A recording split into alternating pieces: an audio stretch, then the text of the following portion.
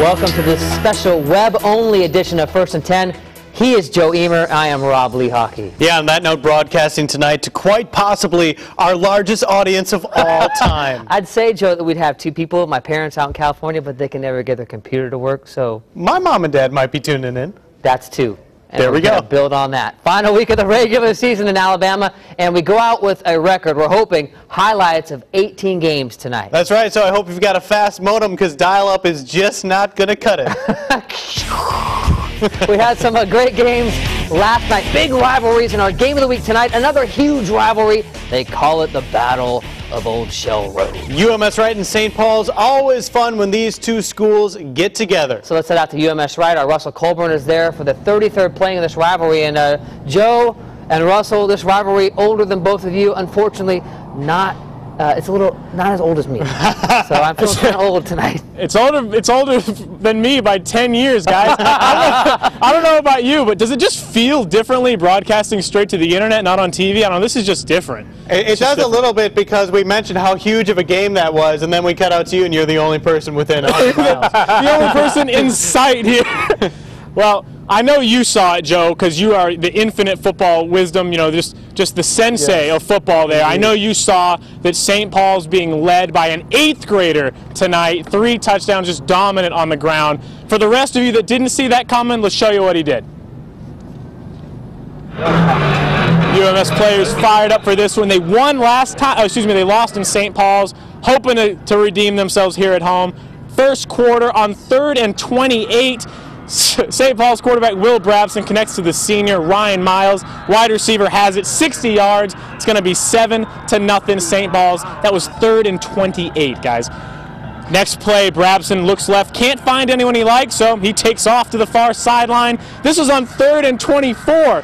Geez, that 3rd down defense for UMS can't hold anybody. 34 yards, he's gone. 14-0 St. Paul's. Then the Austin McPherson show. This is just one of his 3 scores on the day. Punches it in here. They would add another score by him, make it 27-0 in the half. They missed an extra point. But Gunnar Roach of UMS finds Jawan McDowell deep down the field. The 9th grader has it deep inside St. Paul's territory. UMS would punch that in, but miss the extra point. It was 27-6 at that point. The score would be final at 36-6. St. Paul's just takes it to UMS. After the game, Coach Jimmy Perry, all smiles. Well, I think the key was just playing as a team. You know, our kicking game was great, outstanding. The kicking game, our defense kept them at bay, and our offense just kept plugging, kept chopping wood. You know, when we scored some points. So just a total team effort. Very, very proud of the Saints tonight. My coach is just putting faith in me, and it's a blessing, and that's it. Biggest game by far of your young career. How awesome is it to come out here in UMS Wright, your biggest rival, and put on the show that you put on? It's just a blessing. My line blocked correctly, and paid all the rest. They paid the rest.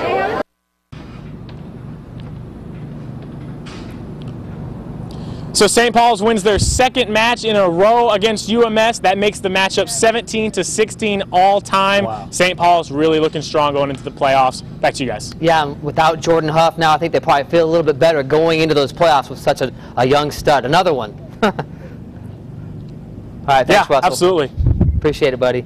Yeah, you know, Jimmy Perry was joking that you know, he went down for a little while in the second half, and they thought maybe they'd have to go to the elementary level to bring in a running back. They've got some good talent there, though, too. They certainly do. St. Paul's is going to face either the 4th place team out of Region 4. It's going to be either McAdory, Woodlawn, or Winona. We'll hopefully know more on that tomorrow. Well, they call it the Battle of Pritchard. And last night, I think everyone from Pritchard was at Blount High School. And I mean it. It took more than an hour to go 4 miles on Lot Road to get into the game, and nearly an hour to get out of the parking lot at Blount High School. VIGOR going for 13 straight wins against its rival. Blount, of course, unbeaten this season. And there's DeMarcus Cousins, the Ninjas. All right, we pick it up.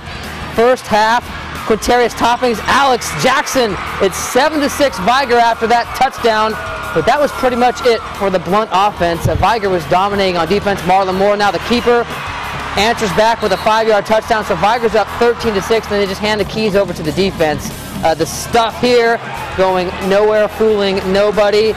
And then the Leopards driving final minutes. The quick pass here across the middle. Watch the hit here, Joe. Oh, wow. Pops it up. That was pretty much it because VIGOR just ran out the clock after that.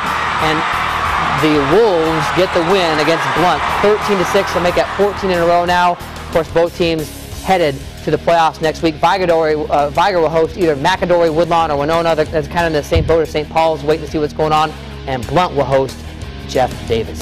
Let's go to Carol Ozark at Spanish Fort. The Pee Wee cheerleaders in the spirit line cheering for the Toros. Early first quarter action. Spanish Fort driving. Quarterback Joel Pohl fakes a handoff inside, finds the opening, gets the Toros on the board.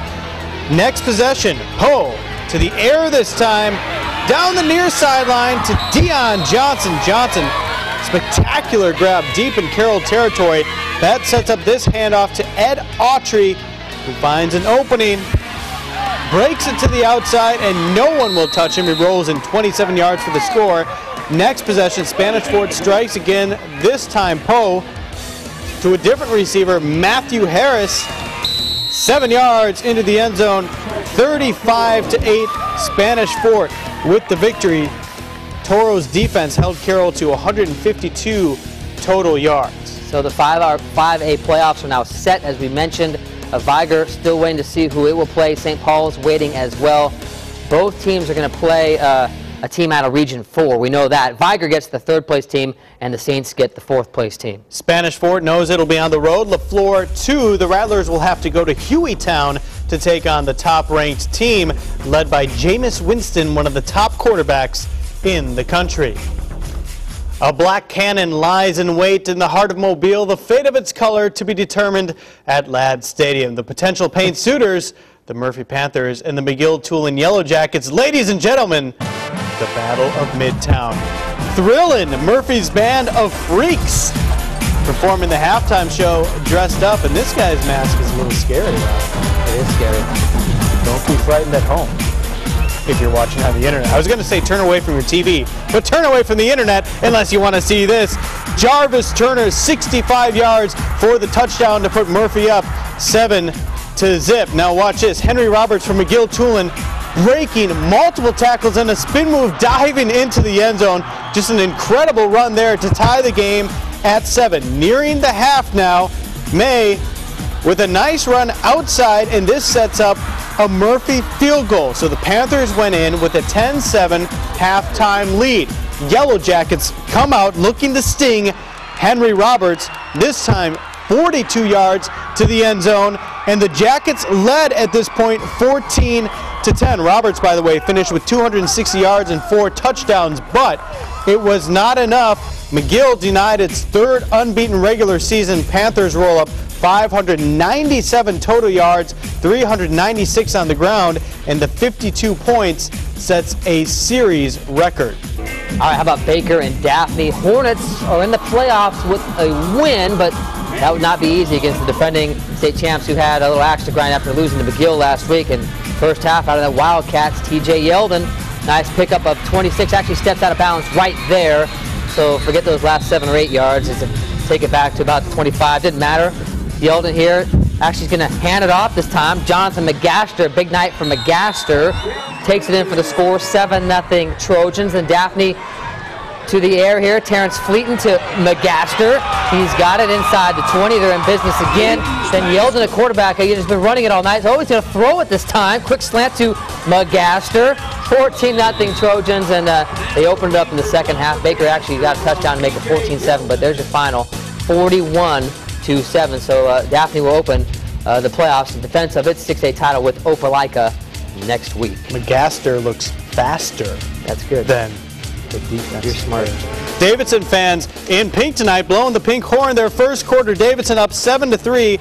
Chase Domino with the bomb to Nate Andrews. He beats the defenders for the touchdown. FAIRHOPE takes a 10-7 lead. Second quarter, Andrews takes a snap, runs up the middle, diving into the end zone. FAIRHOPE 17-7 over Davidson, but the Warriors coming back. Kendall Williamson up the middle, touchdown. FAIRHOPE's lead cut to 17-14. Last play of the first half. Domino launches the Hail Mary with 3 seconds left. It works. Nate Andrews catches it for the touchdown. 24-14, FAIRHOPE up at the half, and FAIRHOPE wins it 45-24. Andrews, 4 catches for 125 yards and those 5 touchdowns. Fairhope's defense holds the Warriors to just 1 first down and 17 total yards in the second half. All right, Tuscaloosa County and Foley. Speaking of Tuscaloosa, look who's in the house. Hey, hey. Julio Jones on your right and Trent Richardson on your left. And right in your house right now, Javoris Hunter picks off Mason Taylor. And he's going to take it all the way back to the end zone, a pick 6. So Foley trails 10-7. Foley now with the ball again. Taylor redeems himself. He's going to run it up the middle and finish off the run Trent Richardson style. Pounds it in right there, 14-10.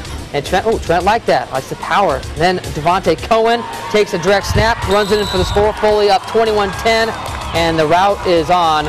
The Lions going to the playoffs on a positive note. They win 42-17. Did you hear that Trent Richardson can bench 475 pounds? Yeah, that's like a lot That's of weight. close to what I can bench. 6A matchups now for the playoffs. Murphy and Foley hit the road. McGill will host Dothan and Davidson. In your lifetime, right? That's me. Right. That's the accumulation of everything I've benched in my life.